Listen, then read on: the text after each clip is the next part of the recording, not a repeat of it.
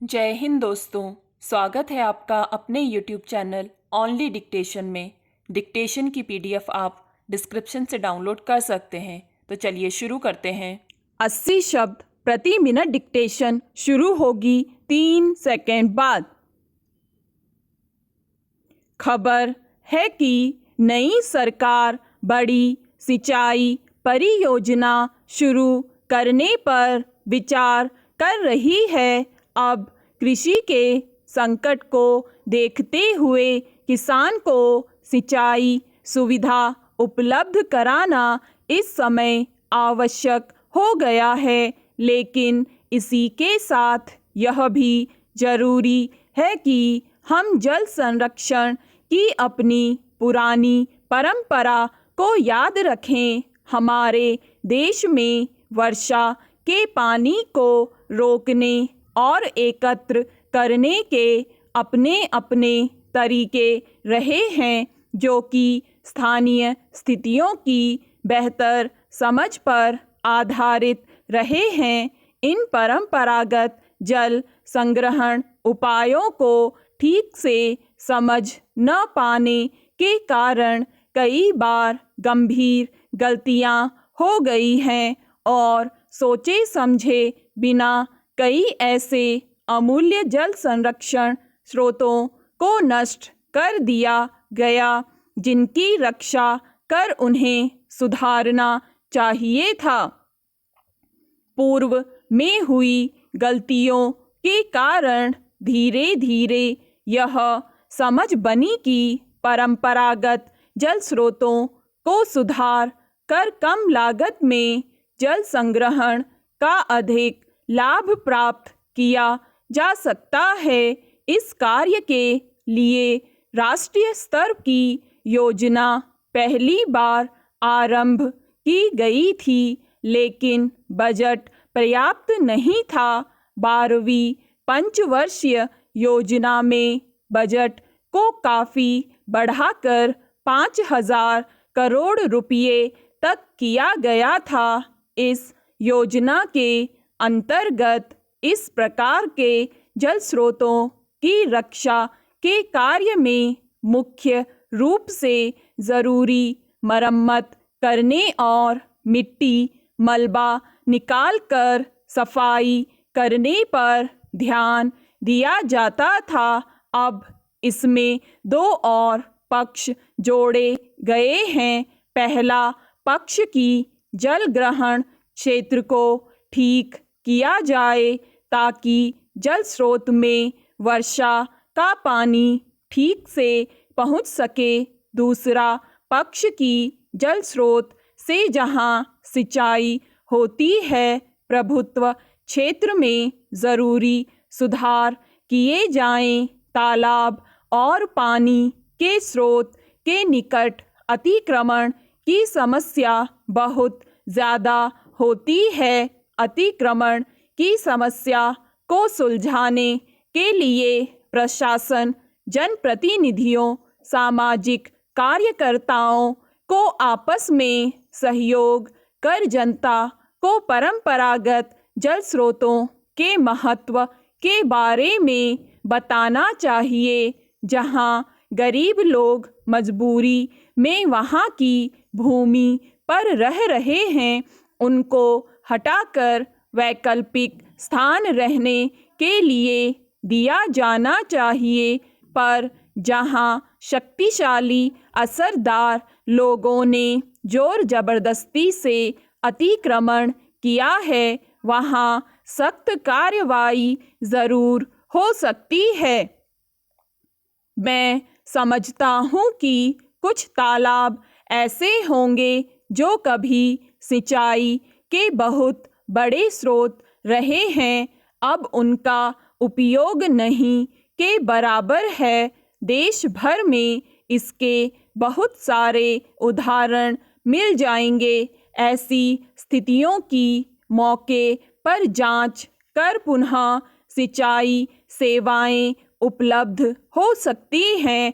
केवल अतिक्रमण हटाने के लिए नहीं, अपितु सभी स्तरों पर जल स्रोतों को नवजीवन देने का कार्य स्थानीय लोगों के सहयोग से किया जाना चाहिए। इन जल स्रोतों के बारे में विशेषकर बुजुर्ग लोगों के ज्ञान का बेहतर उपयोग होना चाहिए। इन जल स्रोतों से उपलब्ध होने वाली सिंचाई जल का वितरण न्याय के आधार पर, समता के आधार पर होना चाहिए। इसलिए बड़ी परियोजनाओं को बनाते समय सदियों से ज़रूरत पूरी कर रही परंपराओं को नहीं भूलना चाहिए। स्टॉप। 90 शब्द प्रति मिनट डिक्टेशन शुरू होगी 3 सेकंड बाद। खबर है कि नई सरकार बड़ी सिंचाई परियोजना शुरू करने पर विचार कर रही है। अब कृषि के संकट को देखते हुए किसान को सिंचाई सुविधा उपलब्ध कराना इस समय आवश्यक हो गया है, लेकिन इसी के साथ यह भी ज़रूरी है कि हम जल संरक्षण की अपनी पुरानी परंपरा को याद रखें। हमारे देश में वर्षा के पानी को रोकने और एकत्र करने के अपने अपने तरीके रहे हैं, जो कि स्थानीय स्थितियों की बेहतर समझ पर आधारित रहे हैं। इन परंपरागत जल संग्रहण उपायों को ठीक से समझ न पाने के कारण कई बार गंभीर गलतियां हो गई हैं और सोचे समझे बिना कई ऐसे अमूल्य जल संरक्षण स्रोतों को नष्ट कर दिया गया जिनकी रक्षा कर उन्हें सुधारना चाहिए था। पूर्व में हुई गलतियों के कारण धीरे धीरे यह समझ बनी कि परंपरागत जल स्रोतों को सुधार कर कम लागत में जल संग्रहण का अधिक लाभ प्राप्त किया जा सकता है। इस कार्य के लिए राष्ट्रीय स्तर की योजना पहली बार आरंभ की गई थी, लेकिन बजट पर्याप्त नहीं था। 12वीं पंचवर्षीय योजना में बजट को काफ़ी बढ़ाकर 5,000 करोड़ रुपये तक किया गया था। इस योजना के अंतर्गत इस प्रकार के जल स्रोतों की रक्षा के कार्य में मुख्य रूप से ज़रूरी मरम्मत करने और मिट्टी मलबा निकालकर सफाई करने पर ध्यान दिया जाता था। अब इसमें 2 और पक्ष जोड़े गए हैं। पहला पक्ष की जल ग्रहण क्षेत्र को ठीक किया जाए ताकि जल स्रोत में वर्षा का पानी ठीक से पहुंच सके।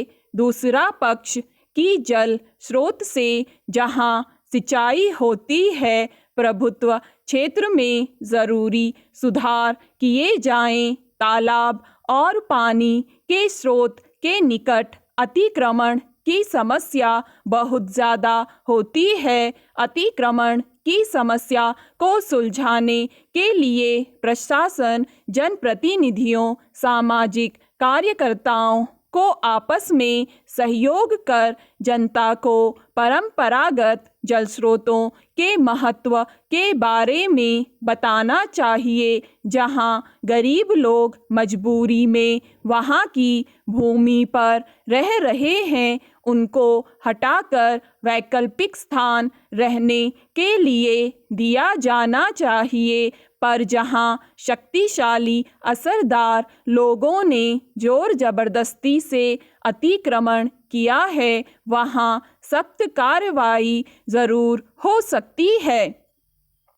मैं समझता हूँ कि कुछ तालाब ऐसे होंगे जो कभी सिंचाई के बहुत बड़े स्रोत रहे हैं, अब उनका उपयोग नहीं के बराबर है। देश भर में इसके बहुत सारे उदाहरण मिल जाएंगे। ऐसी स्थितियों की मौके पर जांच कर पुनः सिंचाई सेवाएं उपलब्ध हो सकती हैं, केवल अतिक्रमण हटाने के लिए नहीं अपितु सभी स्तरों पर जल स्रोतों को नवजीवन देने का कार्य स्थानीय लोगों के सहयोग से किया जाना चाहिए। इन जल स्रोतों के बारे में विशेषकर बुजुर्ग लोगों के ज्ञान का बेहतर उपयोग होना चाहिए।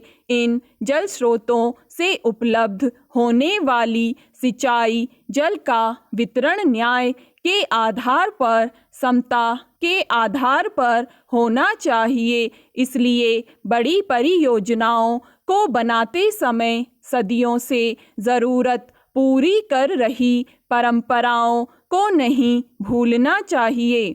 स्टॉप। दोस्तों, अगर आपको ये डिक्टेशन पसंद आए तो लाइक करें, सब्सक्राइब करें और अपने दोस्तों के साथ भी शेयर करें।